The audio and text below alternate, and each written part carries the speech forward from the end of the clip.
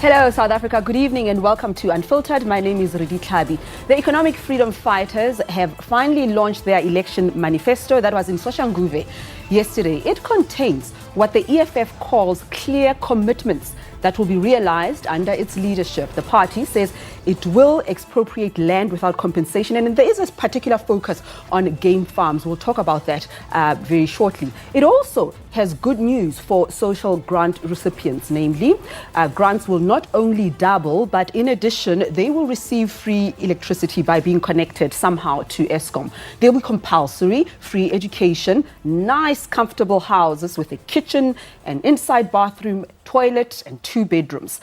The party rejects the current minimum wage of 3,500 rand and promises more money in your pocket. All sounds good.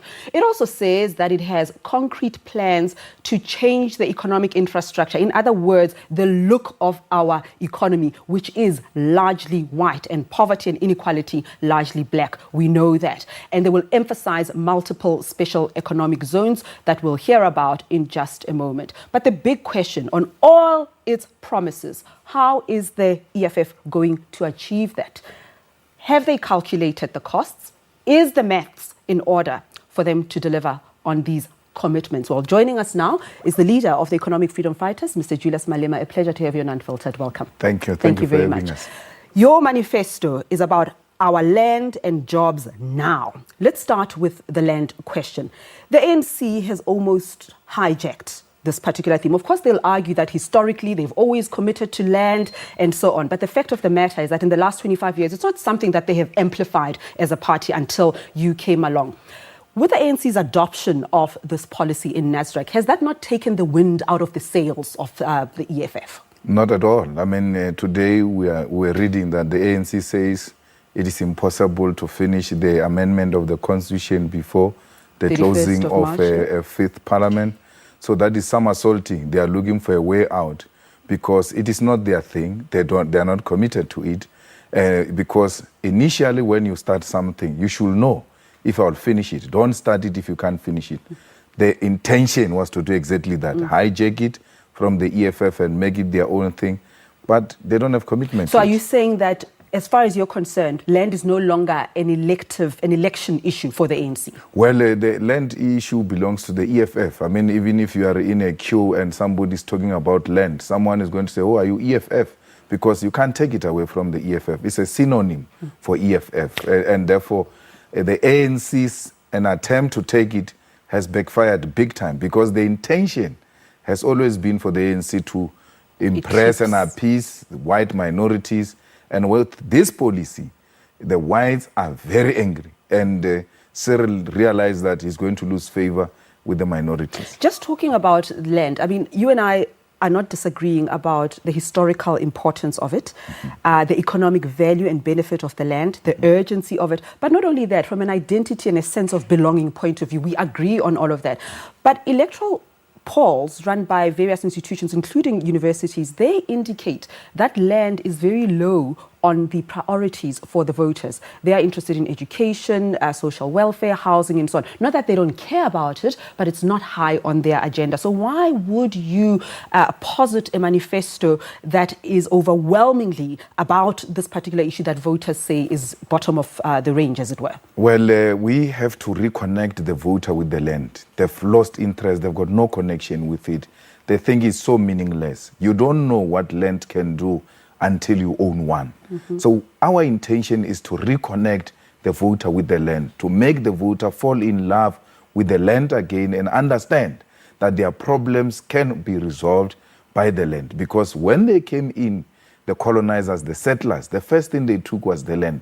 That's how much they appreciated the importance of the land. And the voter was, dealt with in such a way that they've done away with the importance of the land. So they've miseducated the African people, and the African people think land is the last priority in their and people associate land with some untidiness, like I don't want to farm. I'm from a township. Backward. I've always thought it's backwardness until I came into contact with the land and I realized how important this thing is. But so we why need the to educate focus them. on game farms in particular? And I'd like you, in answering that, to also add a little detail for us about how land will be distributed. What is the actual plan? So fine, legislation is passed. We're in South Africa. We can do this in a year, 5 months, whatever. Where do we start? Who gets the land? How do you identify them? And so on.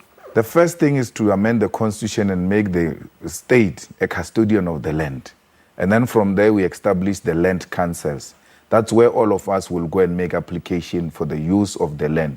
If you want land for settlement, you shall indicate. For agricultural purpose, for industrialization, you shall indicate. The land will be allocated to you. If you qualify, are there some criteria, some qualifications? No, you must be South African. Yeah. There shouldn't be any qualification. Shouldn't I have also demonstrated an interest or a presence in agriculture, industry, whatever it is, those criteria? No, you want land in agriculture. So we just get it because we want it. Yeah, and then you don't use it, you lose it. Okay. Because you must indicate the purpose. You don't have to demonstrate anything. I want to use it for agricultural purpose. We give you to use it for agricultural purpose. You don't use it. Then we take it and give it to a person who will use it for agricultural purpose. I'm nervous about the land councils. I'll tell you why. Yeah. In a country such as ours, where corruption is so endemic, giving a few people power to decide who gets land, to decide our fate, we haven't clothed ourselves in glory as a nation when it comes to corruption. In fact, I dare say governments have not clothed themselves in glory. Why should we trust you? Why should we trust that it will be done properly? Listen to what the EFF says. It says the land council, then if there's a dispute, there will be a land ombudsman. And if you are not happy with the outcome of the land ombudsman, we will have a land court, which will exist of not less than 10 judges who are there exclusively to deal with land disputes. Okay. So if you are not happy, those are the processes. Currently, the land court in South Africa has got one judge. That's why there is a backlog on issues of land dispute and all that. So it's land council, ombudsman, then the court that still deals exclusively with the issue of the land where people are not satisfied. Let's talk about jobs. You're talking about these special economic zones and you're focusing on inward industrialization. You're talking about improving the capacity to produce and to export. But the fact of the matter is that there's been a decline in demand for our commodities. There's been a contracted economic activity. And in order for people to produce, you've got to know what the market wants and you've got to have access to the market. Are you not over-promising here by saying we're just going to produce? Where's the market for what we're going to produce and what are we producing? We have become a dumping site. The reason there is no market, Pera, you must start here. You need to start here at home. There must be a demand at home. The first thing that you do, you protect the infant industries in South Africa and make sure you produce here and sell to the South Africans. There are certain basic things that we shouldn't allow. For instance, textile industry used to be one of our biggest industries. Today is a small industry because we have become the dumping site of China. We shouldn't allow that. The whole world, though, is suffering from that, right? Absolutely. But we can't say because the whole world suffers from that, we can't do anything. We can't go against the tide? No.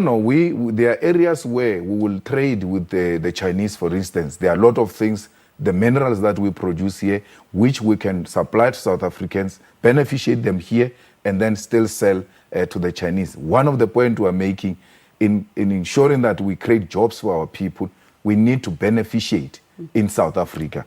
You can't take chrome raw as it is to China. You are creating jobs in China. But we must Mr. wash Malema, it here. That's not a new debate. I just remember talking to your former comrades at the ANC, and I know Ben Turok was very, very big on beneficiation. I've interviewed Mr. Floyd Chivambo when he was still in the ANC Youth League about beneficiation. And here we are again in South Africa talking and not doing. What are the obstacles? I suspect that one of the obstacles is that the youth that you want to produce the stuff lacks the skills to produce the stuff. Shouldn't we start there? No, there is no lack of skills. We should just put resources together and establish, for instance, washing plants in South Africa, give young people the necessary training and then wash those things that we want to beneficiate here in South Africa. I wouldn't account for my former comrades. I don't know why they didn't beneficiate. We are going to be a new government, and we are known that once we speak about something, we do it. Well, so we want industries in the townships. When I grew up in Seshego, there were factories which were operational. All of them have closed down now. People were employed there. They used to walk to work, and they were not spending too much money on transport. We are saying, let there be areas like that. If Ramudige and Lubua government can do factories and industries, what makes us, a democratic government, fail to also model the same approach the Bantustans have done? You go everywhere else, those factories are there, they are empty. We need to revive them. We'll pick up on that in just a moment, and I do then want to get to the housing and the social grants, about how we're going to afford this. And of course, the EFF's electoral fortunes, what do they look like? Stay with us.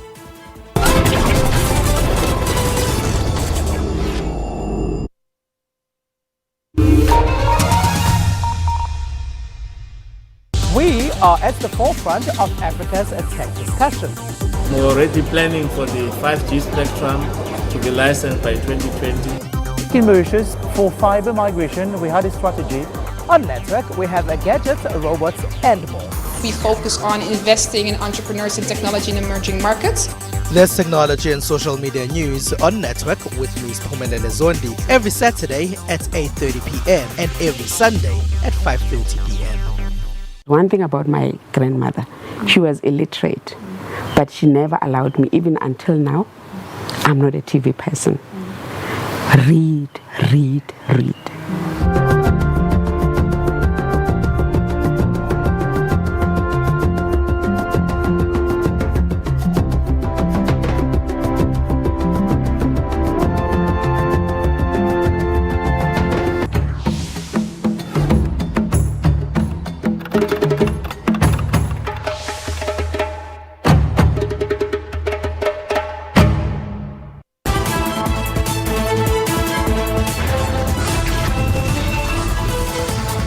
Welcome back. You are watching Unfiltered on SABC3 and SABC Channel 404. The EFF says it has concrete plans to change the economic infrastructure, to create jobs, to give the youth hope in the face of despair. How are they going to do that in an economy such as ours that is hanging by a precarious balance, where youth unemployment is very, very high? And there's another statistic that fascinates me. It's not just about the unemployment level, which sits at 27%, but if you use the more broadened means to define unemployment, it's way over 30.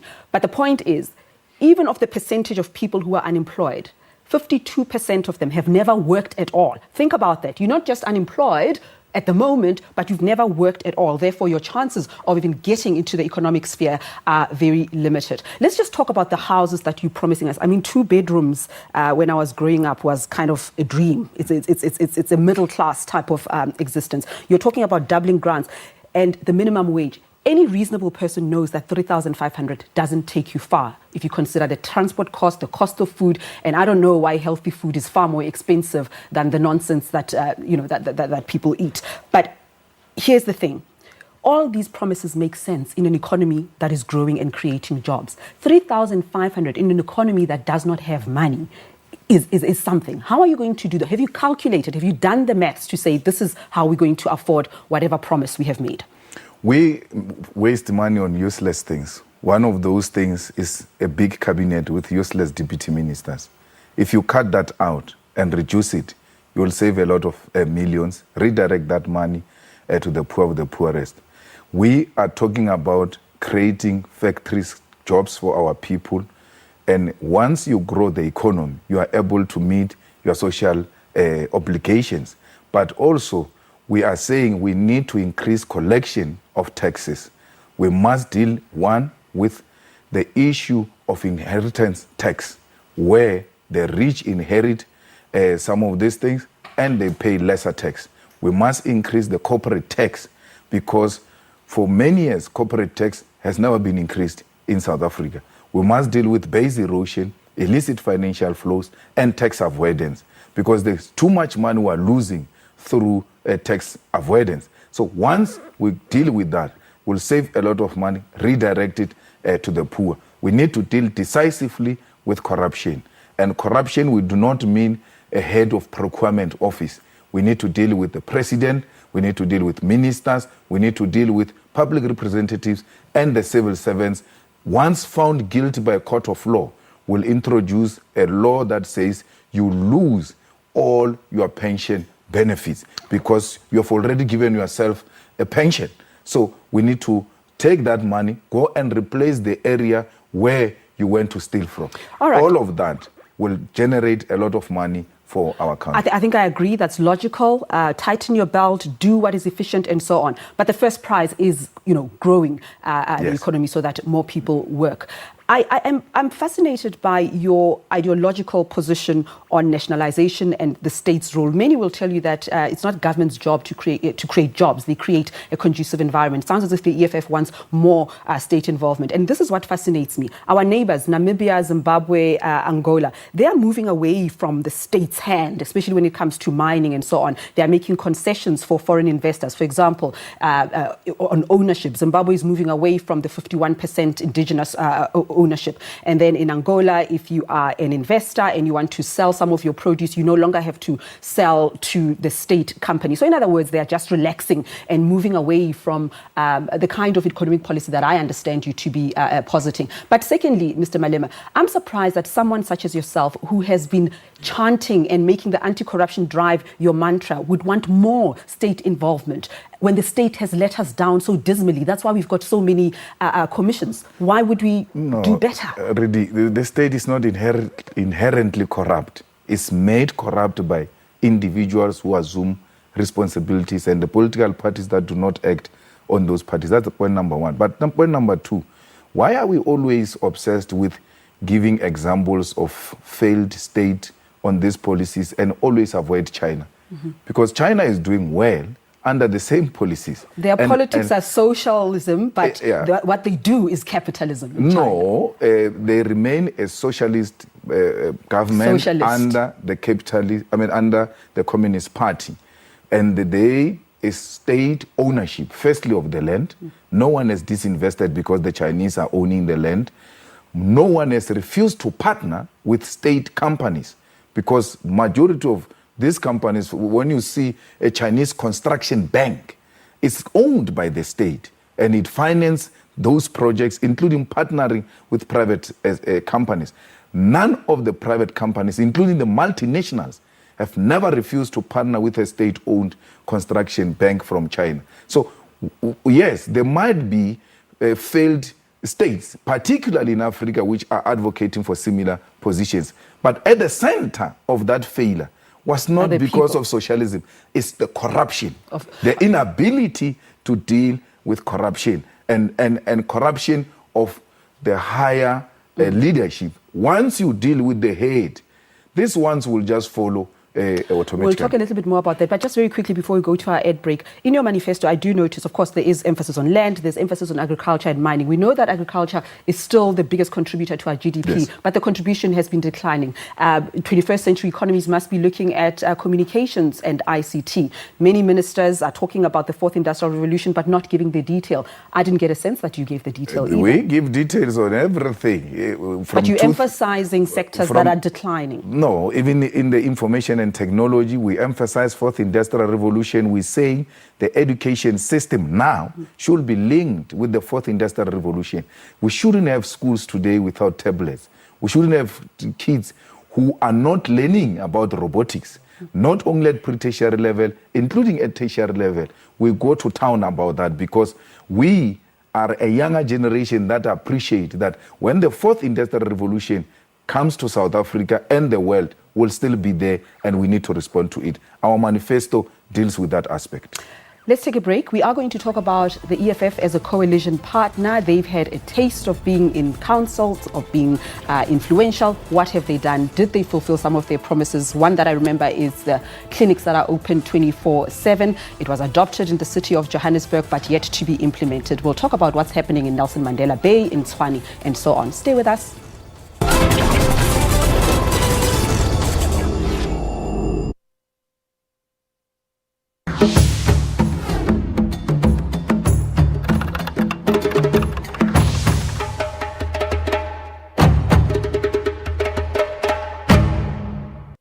On Network, we have gadgets, robots, and more. A phone is no longer just an indulgent device or a functional device. It's a part of us. What if 20 years from now, robots walk the streets alongside humans, doing many of the same jobs that you and I do today? We find out what you mostly use your laptops for. Is it gaming or good old writing?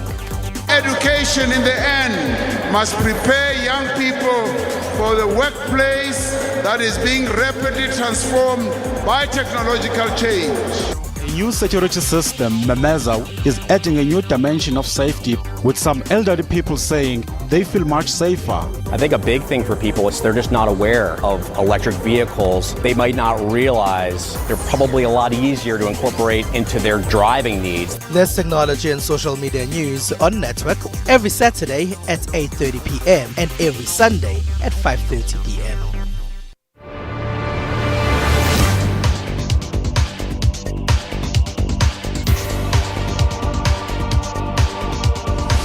Did you know the big hole digging started in 1871 and ended on the 14th August 1914? The hole produced 2,722 kgs of diamonds.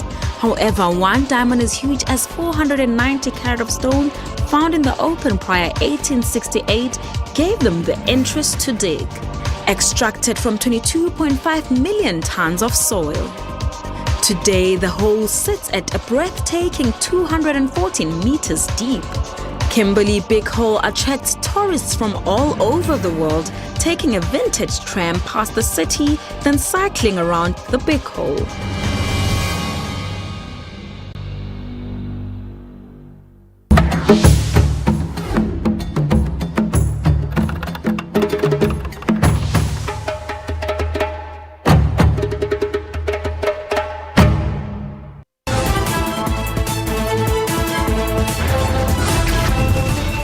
Welcome back. We are assessing whether or not the EFF can deliver on its election promises. It launched its manifesto in Soshanguve yesterday. Now, okay, I'm a bit skeptical about opinion polls. I mean, look at what happened in the US, look at the Brexit. They sometimes don't get it right.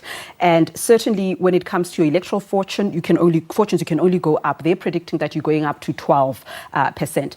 But looking at Soshanguve in particular, a place of interest, the EFF thought that it would win the ward in the by-election, Ward 37, and you didn't. So is your confidence as the EFF misplaced? I mean, you travel the length and breadth of South Africa acting like the next president. Will you be? Yeah, we will take over this government. When? Not this year? This year. Got 12%? Yeah. Where? How? We'll take this country over, and the good thing with multi-party democracy is that you don't have to get 51%. You can get 2% and then you become a kingmaker and you say, okay, I'll make the rest of you ministers if I'm a president. Yes, 2%. So look at the DA is governing in the metros. They've not won. And sometimes they sleep and they think they've won those metros. They've not won the metros. So you don't require any simple majority. You require strategic partners, participation. And It sounds like you just enjoy playing them off against each other. I mean, it's any of this ideological and rooted in principle. I'll tell you why. Because in the Sunday Times, they're reporting that when you made promises to the ANC, when they say, let's vote Solim Simanga out, you say, yeah, sharp, we're going to do it. But when you get in there, your guys leave. So you're playing a game here. No, I'm not playing a game. I'm bargaining for the poor. I said to Soli, okay, we agreed you must go. But if we agree now that we insource 5,000 security guards, we'll leave you alone. And he insourced 5,000 security guards. And then the same year, Mashaba says he wants to pass a budget. And I said to him, we've got 10,000 security guards. He agrees, let's hire them. We'll take them bit by bit until we exhaust the whole number. We're doing that. We said to him, in the budget, we're not going to pass it if he doesn't have 24 hours clinic. It's not only a resolution of the cancer. They are now starting to operate. And the clinics, what happened to that? Because a lot of us were excited given the needs and the dangerous areas that women in particular have to navigate as they use public transport and so on. What happened to the clinics? No, we're doing it. We've started it in Johannesburg. We are opening clinics 24 hours. It was adopted, not implemented yet. We're implementing it. It was adopted. We're implementing it in Johannesburg because we have agreed with Mashaba that this is a necessity. People are not sick until 4:30. Why do you close the clinic at 4:30? Okay. So it's the most unscientific thing to do. And we've agreed on that. With that simple majority, which you call a game, the poor are benefiting from it. Talking about that being kingmakers, very quickly on Port Elizabeth, we can't get into the whole history with Trollip and so on. But these are not rumors. Bombani was implicated or accused in an explosive affidavit, not just by the media or anybody else, because then I'd dismiss it, but it was a lead investigator of the Hawks, Henk Fourie, coming to Tshwane as well. It's not rumor, it's not conjecture. It's the Auditor General that found that the Glad Africa contract was irregularly awarded, and yet you supported Mokitsi Musula. Where do you stand on your anti-corruption drive? Is it sincere? Irregular expenditure is not corruption. If it's but corruption, it's not good for the council. It's not good, but it's everywhere. In all the departments, national, provincial, so it means all of them must go if that is going to be the approach. So there is an irregular expenditure, there's a process to correct it by law. This is how you do it, and if the individuals are responsible, you hold them accountable, you can even collect that money from them. Let's do that. There is no evidence really of corruption against Musula. I hate a situation where politicians use administrators as an excuse. Why is Soli not taking responsibility? Why is the DA not taking a responsibility? He says that what was presented to them was very different from what played out. Yes. So there was some dishonesty. So it means he is not capable enough to be a leader, because he should have seen that. Solely, I'm told he adopted a proposal without figures. Mm-hmm. And I said to him, if you adopt that this thing must go ahead without you seeing the figures, then it's a confirmation that you are not capacitated enough to lead this municipality and take the responsibility for that. Bobani, if there is an affidavit by a leading Hawks, arrest him. Mm-hmm. Why is he not being charged? We've been told about that affidavit for so long. We cannot just accuse people and remove them. But you do the same. You do the same, Mr. Malema. I mean, right now you are accused of all sorts of things, fraud, corruption, racketeering. It didn't go anywhere, and we must take that because that's fact. No, that's I was charged. I appeared before a judge. Yeah, but what I mean is you're not on trial, and that is factual. So somebody can't come and keep saying you are guilty of this, guilty of that. When it comes to Pravin Gordhan, you say he's got a bank account in Canada. Yes. He doesn't. It shows that he doesn't. He goes to court. The people who want to charge him, your Ntlemezas, we can go on and on. The Kruan report into the rogue unit, the judge there retracted and said this didn't happen. Why is it that you won't afford him that same latitude of he hasn't been found guilty? You are not even allowed to say he doesn't have an account. You can't say that. You can't say. They confirmed. Nalo and we must agree. You can't say that but you can't throw things. You must back it up. I'm not throwing it up. Where's the backup? I've given the police the account number. But they checked it and they found it doesn't exist. Which police? It was reported. You are relying on Adrian Basson. It's not the police. But Adrian Basson is an investigative report. He's nothing. He's police. The authorities in Canada were phoned, Mr. Malema. You can't make stuff up. Adrian Basson. The Hawks, they are Hawks. I've gone to the police station. You must give it to me. Yeah, but you go there with files. We don't know what's in there. It could just be love novels or things like that. You can't take love letters to the police. You it's not a place for love. Because you want people to believe. It's not Valentine at police station. At police station, I backed up, gave them the account number, gave them the name of the sister who's in Canada, who's operating these things, gave them the necessary evidence. I didn't just talk. Okay, we have to leave it there. So you can't say, I'm just talking without backing it up. I went to police station. We'll see. Let's see what transpired. And please give the new National Director of Public Prosecutions a chance to do her work. She must prosecute friends of Pravin. Everybody. Johan van Lochenbeck, Ivan Pillay We're leaving it must there. be prosecuted. Mr. Malema, thank you very much for your time. Thank you. Indeed.